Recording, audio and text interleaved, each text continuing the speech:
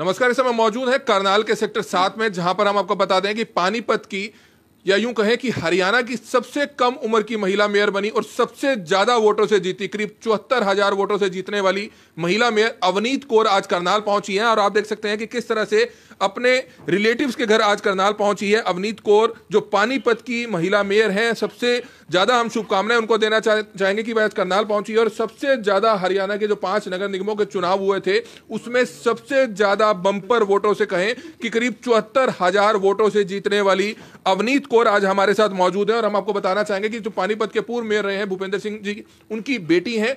और उसके बाद सबसे कम उम्र की 25 साल करीब इनकी उम्र है। और आप देख सकते हैं कि आज करनाल अपने रिश्तेदारों के निवास स्थान पर पहुंचे हैं, जहां पर उनका स्वागत किया जा रहा है। करनाल वासियों की तरफ से भी हम मैम का स्वागत करते हैं कि करनाल पहुंचे हैं। मैम, क्या कुछ कहना चाहेंगे? तकरीबन महीना सवा महीना हो चुका है आपको शपथ लिए हुए, तो पानीपत का किस तरह से सुधार आप सोचते हैं, किस तरह से सुधार आप करने की कोशिश कर रहे हैं, और 1 महीने में क्या कुछ काम किया है, क्या कुछ कहना चाहेंगे इस बारे में? सबसे पहले तो मैं करनाल ब्रेकिंग न्यूज़ का धन्यवाद करना चाहूँगी।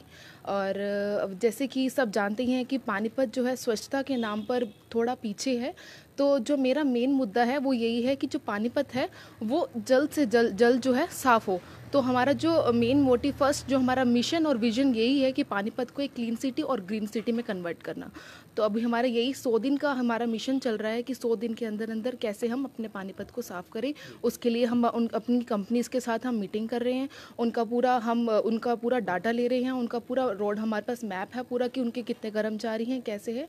तो हम उसके अकॉर्डिंग हम अपनी सारी अब दोबारा से मैनेजमेंट करेंगे और पानीपत को जल्दी से जल्दी क्लीन और ग्रीन सिटी बनाएंगे। पानीपत 4 विधानसभाओं का शहर है और हमने भी कई बार पानीपत की काफ़ी खबरें की हैं कि पोल्यूशन काफ़ी ज़्यादा पानीपत में है, क्योंकि जितने भी डाइंग यूनिट्स हैं या फैक्ट्रियां हैं उनका जो पोल्यूशन है काफ़ी ज़्यादा लोगों को बीमार कर रहा है। चाहे रिफाइनरी के आसपास की बात करें, चाहे पानीपत शहर की बात करें, क्योंकि जो ट्रीटमेंट प्लांट्स लगाए जाने चाहिए डाइंग यूनिट्स को वो नहीं लगाए होते हैं, और वो किस तरह से होल कर जमीन में ही पानी को भेजते हैं, और वाटर भी जो है दूषित हो रहा है, और कहीं ना कहीं जो पोल्यूशन है, एक वातावरण है, वो भी खराब हो रहा है। तो उस पर क्या कुछ चाहेंगे? क्योंकि पोल्यूशन डिपार्टमेंट की तरफ से आज तक कोई कार्रवाई नहीं की गई। आप भी पानीपत में पले बड़े हैं, वहीं पढ़े हैं, स्टडी की होगी, लेकिन आज खुद आप मेयर बनी है, तो क्या कुछ एक अच्छा काम करके दिखाएंगे? क्योंकि पानीपत के जो लोग हैं वो पोल्यूशन से बहुत ज़्यादा आहत हैं, उस पर क्या कहना चाहेंगे? जी देखिए, पानीपत में पॉल्यूशन की प्रॉब्लम तो है ही। और जैसे यहाँ पे थर्मल प्लांट और भी कई ऐसी जो है प्लांट्स लगे हुए हैं जिसकी वजह से पॉल्यूशन की बहुत प्रॉब्लम है। तो इसके लिए हम पॉल्यूशन विभाग से हम बात करेंगे, जिस चीज़ के लिए हमें उसके लिए करना पड़ेगा, जितना हमारे पावर्स के अंदर होगा हम उतना करेंगे। और अपनी कमिश्नर मैम से बैठकर हम इस चीज़ के ऊपर पूरा वार्तालाप करेंगे और इसका सोल्यूशन निकालेंगे। पानीपत की एक समस्या है स्ट्रीट लाइट्स की समस्या। पानीपत में अभी भी ऐसी कई गलियां हैं जहां पर गुप्त अंधेरा रहता है, शाम होते ही काफ़ी अंधेरा हो जाता है। हालांकि कुछ स्ट्रीट लाइट्स का काम आपने शुरू किया है, लेकिन अभी भी कहीं ना कहीं शाम होते ही काफ़ी अंधेरा पानीपत की गलियों में देखा जाता है। तो उस पर क्या कुछ काम चल रहा है? जी देखिए, आज से पहले जो हुआ मैं उसके ऊपर टिप्पणी नहीं करूंगी, लेकिन अब हमारी जैसी जो भी हमारी फर्स्ट हाउस मीटिंग हुई थी, तो उसमें हमने यही सोचा है कि जितने भी हमारे हर वार्ड के जितने भी पार्षद हैं उनको उनकी नीड के अकॉर्डिंग, जिस वार्ड में जितनी नीड है उस नीड के अकॉर्डिंग हम उनको लाइट्स प्रोवाइड करेंगे।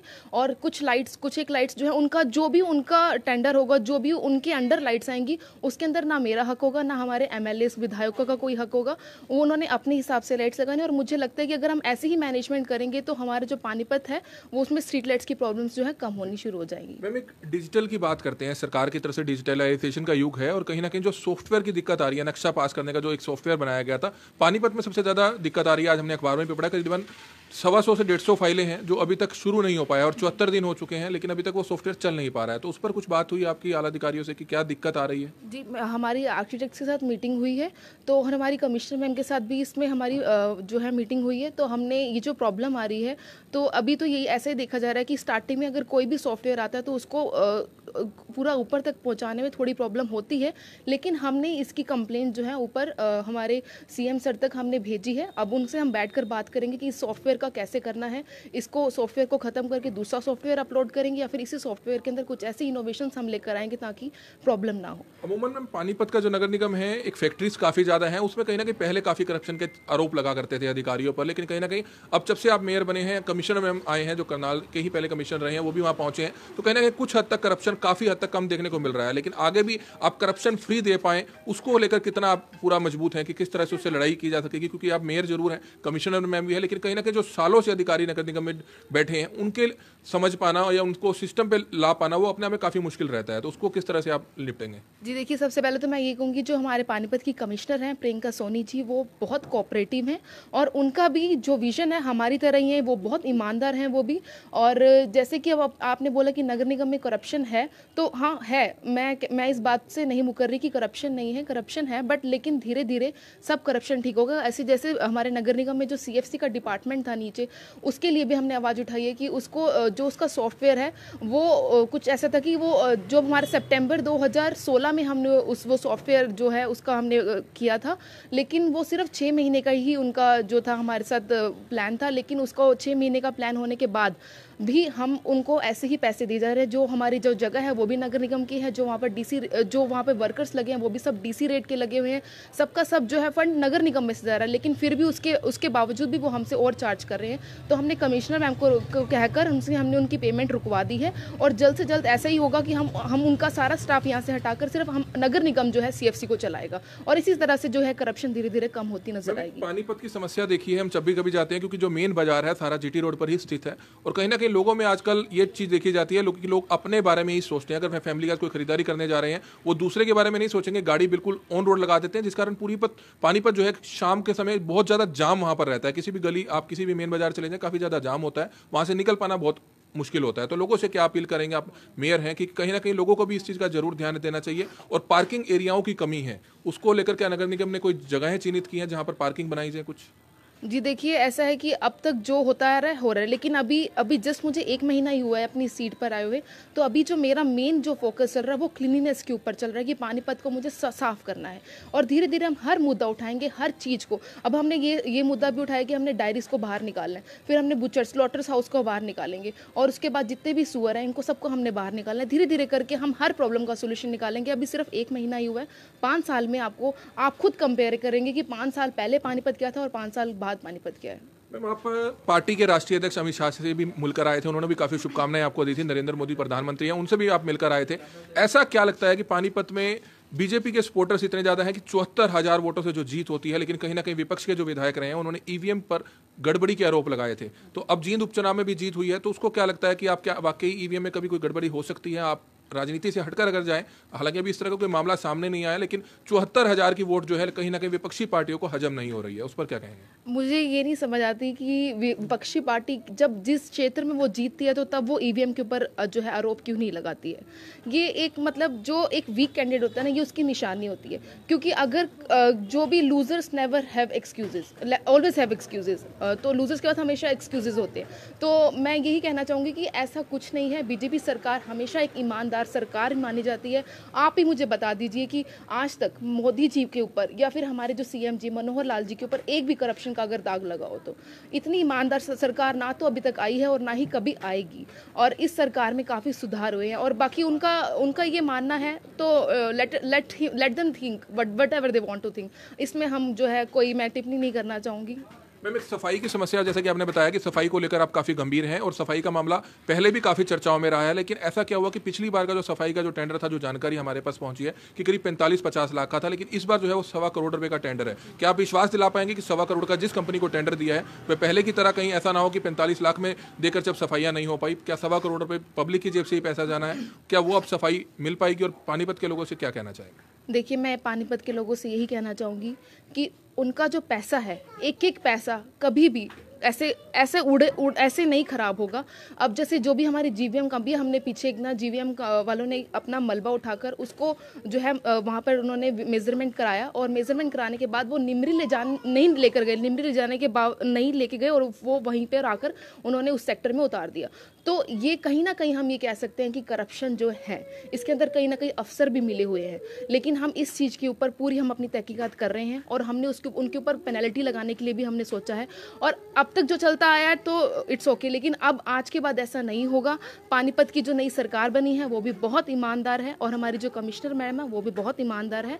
अब पानीपत का जो ये ठेका इतना ऊंचा हो गया सफाई का, इसमें करप्शन मिली हुई है। अगर मान लो पानीपत का इस सफाई का ठेका 1 करोड़ रोड तक पहुंच गया है। इसमें भी लोगों को कोई प्रॉब्लम ना होती अगर पानीपत शहर हमारा क्लीन होता, लेकिन हमारा पानीपत शहर जो है क्लीन नहीं हो रहा, इतने पैसे देने के बावजूद भी। इसीलिए सबको आम आदमी को इस चीज़ से जो है प्रॉब्लम है, और ये जो प्रॉब्लम है उनकी, ये उनकी जेन्युइन प्रॉब्लम है, ऐसा होना भी नहीं चाहिए। तो इसके लिए हमने जो JBM कंपनी है उसको हम उसके ऊपर हम पूरी मैनेजमेंट कर रहे हैं उसकी, हम उसका पूरा उसके ऊपर हम लोग देख रहे हैं कि वो क्या कर रही है क्या नहीं कर रही, और जैसे भी होगा देखकर हम उसको ही हम कंट्रोल करेंगे, उसी को ही मैनेजमेंट करेंगे ताकि वो अपनी और अच्छा अपना रिवॉर्ड दे सके। और मैं पानीपत के लोगों को ये आज आपके चैनल के माध्यम से ये विश्वास दिलाती हूँ कि आपको पानीपत शहर जो है अभी 100 दिनों के अंदर अंदर जो है साफ सफाई की ओर दिखता हुआ नजर आएगा। अंत में एक सवाल, पानीपत के बारे में क्या कुछ खास आपने सोचा है? 5 साल की कोई रूपरेखा तैयार की होगी कि पानीपत के लोगों को कोई आप 2 से 3 एक ऐसे प्रोजेक्ट देकर जाएं जिनसे कहीं ना कहीं पानीपत के युवा पीढ़ी को, पानीपत के हर एक शख्स को उससे फायदा हो सके? तो ऐसे कोई प्रोजेक्ट आपने अभी तक सोचे हैं, कोई सोच विचार चल रहा है उस पर? जी बिल्कुल। जब मैंने इलेक्शन लड़ने की सोची थी उससे पहले ही मैंने अपना जो पूरा विजन जो है वो अपना मैंने नोटबुक पे तैयार किया था। तो उसमें सबसे पहले जो मेरा मेन जो पॉइंट है वो ये है कि पानीपत के अंदर रिन्यूएबल प्रोजेक्ट लेकर आना। आजकल क्या है, पानीपत के अंदर रिन्यूएबल प्रोजेक्ट की बहुत ज़रूरत है। लोग जो है सबमर्सिबल लगाए जा रहे हैं, पानी नीचे से और निकाले जा रहे हैं, इसकी वजह से जो है हमें रिन्यूएबल प्रोजेक्ट्स की बहुत ज़्यादा इंपॉर्टेंट है। मैं CM सर से यही उनसे मैं रिक्वेस्ट करूँगी कि पानीपत के अंदर रिन्यूएबल प्रोजेक्ट आए। और सेकंड नंबर, जैसे हम करनाल में आज खड़े, मुगल कैनाल जैसे कवर है, वैसे ही मैं चाहती हूँ कि जो पानीपत की ड्रेन नंबर 1 है वो भी ऊपर से कवर की जाए, और जितनी भी मार्केट है वो उसके ऊपर शिफ्ट की जाए, ताकि पानीपत की, जैसे अभी आपने बोला कि पानीपत की मार्केट में बहुत रश होता है, तो जो वो व्हीकल्स वगैरह वो वहाँ से शिफ्ट होकर वो ड्रेन के पास वहाँ पे जो मार्केट बनेगी वहाँ पर अगर शिफ्ट हो जाएंगे तो हमारा जो ट्रैफिक है उसमें हमें काफ़ी सुधार मिलेगा। और जो थर्ड जो मैंने खुद सोचा हुआ मिशन वो ये है कि पानीपत की जनता की भी आवाज़ है कि जो पानीपत का फ्लाईओवर है उसके ऊपर से 2 कट खुलने चाहिए। एक तो कट जो है, एक कट हमारा मलिक पेट्रोल पंप से खुलना चाहिए, एक कट हमारा बरसत रोड से खुलना चाहिए, ताकि जो अब फ्लाईओवर जो पानीपत को मिला है वो एक अभी तक एक वो अभिशाप के रूप में है। लेकिन मैं ये चाहती हूँ कि अगर वहाँ से कट खुल जाएं तो आम आदमी जो है, पानीपत का नागरिक है, वो फ्लाईओवर को यूज़ कर सकेगा और ट्रैफिक में जो उनको बहुत राहत मिलेगी। अभी तक जो है मेरे मेन विजन यही है, और पानीपत को क्लीन कराना और ये डायरीज को बाहर निकालना, बुचर स्लॉटर्स हाउस को बाहर निकालना, अभी जो है मेरे विजन में यही है। और धीरे धीरे मेरे को जैसे ही पता चलेगा और भी प्रॉब्लम्स के सॉल्यूशन, जैसे जैसे मैं इस फील्ड में और ग्रैब करूंगी इस चीज़ को, तो और भी मेरे जो भी प्रोजेक्ट्स निकल के आएंगे हम उसके बारे में जो है और करेंगे सॉल्यूशन। तो इस समय आप तस्वीरें देख रहे हैं कि करनाल में पहुंची थी पानीपत की सबसे कम उम्र की, हरियाणा की सबसे कम उम्र की और सबसे ज्यादा वोटों से जीतने वाली, करीब 74,000 वोटों से जीत दर्ज करी थी अवनीत कौर ने। और काफी कुछ विजन्स जो है इनके दिमाग में है, क्योंकि एक युवा है और युवा की सोच जो है अपने आप में काफी काबिले तारीफ होती है। तो हम भी जो है कहीं ना कहीं उम्मीद करते हैं कि जिस तरह से पानीपत की मेयर ने कुछ विजन्स लिए हैं, तो कहीं ना कहीं पानीपत के लोगों से भी अपील है कि वह इस विजन में कहीं ना कहीं अगर साथ देंगे तो कोशिश की जाएगी। जिस तरह से पानीपत की मेयर ने बताया कि वह अपनी तरफ से हर संभव प्रयास करेगी कि पानीपत को सबसे ज्यादा जरूरी जो चीज है वहां पर सफाई की सबसे ज्यादा प्रॉब्लम से लोगों से भी अपील है कि अपने शहर को साफ सुथरा बनाने में मदद करें। और दूसरी बड़ी बात, वहां पर जितनी बड़ी बड़ी इंडस्ट्रीज हैं उन पर भी जो है कहीं ना कहीं जिला प्रशासन को भी ध्यान देने की जरूरत है, समय समय पर पोल्यूशन डिपार्टमेंट्स को भी ध्यान देने की जरूरत है, क्योंकि सालों से हम देखते आ रहे हैं कि पानीपत में इतना ज्यादा पोल्यूशन फैलता जा रहा है, जमीनी स्तर पर इतना पोल्यूशन जा चुका है जिस तरफ आज तक कभी जिला प्रशासन ने कोई ध्यान नहीं दिया। पोल्यूशन डिपार्टमेंट्स की जो इस समय कार्रवाई है वो अपने आप में कई तरह के सवालिया निशान खड़े करती है कि आखिरकार पोल्यूशन डिपार्टमेंट्स क्यों कार्रवाई नहीं करता है। तो ये तस्वीरें समय आपने देखी, करनाल के सेक्टर 7 में पहुंची थी पानीपत की मेयर अवनीत कौर, और काफी कुछ उनके दिमाग में है कि पानीपत को एक बेहतर पानीपत जो है वह बनाना चाहती हैं। कमल मिड्डा, करनाल ब्रेकिंग न्यूज, करनाल।